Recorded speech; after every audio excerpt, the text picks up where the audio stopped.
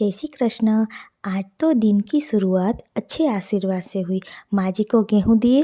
YouTube में video देखा तो इसकी सब्जी बन रही थी, तो मैंने सोचा मुझे भी ट्राई करनी चाहिए। मकाई के दाने लिए, प्याज ने तो खूब रुलाया, थोड़े से टमाटर और ये है काजू की पेस्ट और लहसुन मिर्ची की पेस्ट। पहले थोड़ा सा घी लेंगे और मकाई के दानों को उसमें डाल के थोड़ी देर पकाएंगे 2 मिनट तक। प्याज ने मुझे खूब रुलाया। अब उसकी बारी। तेल में डाल के उसको लाल कर दूंगी।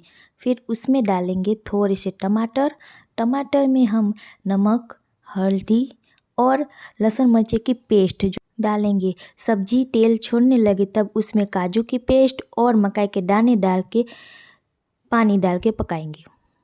तैयार है हमारी टेस्टी टेस्टी सब्जी। सबने खाई और खूब तारीफ की।